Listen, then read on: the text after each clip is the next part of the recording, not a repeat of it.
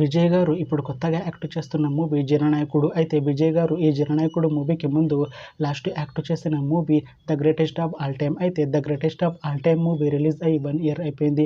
అయితే the greatest of all time movie release అయ్యి మంచి హిట్ అయింది. అయితే the greatest of all time మూవీతో విజయ్ గారికి ఒక మంచి హిట్ వచ్చింది. అయితే విజయ్ గారు the greatest of all time movie release తర్వాత 1 ఇయర్ టైం గ్యాప్ తీసుకొని ఇప్పుడు మళ్ళీ ఈ జననాయకుడు మూవీలో యాక్ట్ చేస్తున్నారు విజయ్ గారు. చూడాలి విజయ్ గారికి ఈ జననాయకుడు మూవీతో కూడా ఇంకొక మంచి హిట్ తనకి వస్తుందా లేదా అనేది మనం ఈ జననాయకుడు మూవీ రిలీజ్ అయ్యాక చూడాలి. అయితే ఈ జననాయకుడు మూవీలో ప్రియమణి గారు యాక్ట్ చేస్తున్నారు. అయితే ప్రియమణి గారు ఈ జననాయకుడు మూవీకి ముందు లాస్ట్ యాక్ట్ చేసిన మూవీ భామకల్పం 2. అయితే భామకల్పం 2 మూవీ రిలీజ్ అయ్యి 1 ఇయర్ అయిపోయింది. అయితే భామకల్పం 2 మూవీ రిలీజ్ అయ్యి మంచి హిట్ అయింది. అయితే భామకల్పం 2 మూవీతో ప్రియమణి గారికి ఒక మంచి హిట్ వచ్చింది.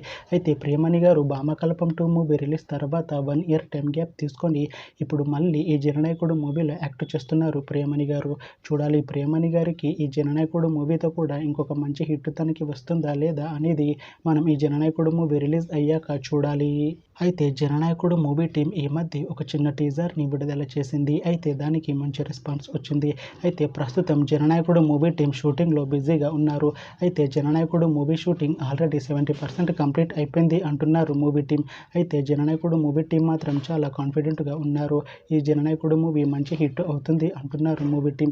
అయితే జననాయకుడు మూవీని 2026లో రిలీజ్ చేసేలా ప్లాన్ చేస్తున్నారు మూవీ టీం.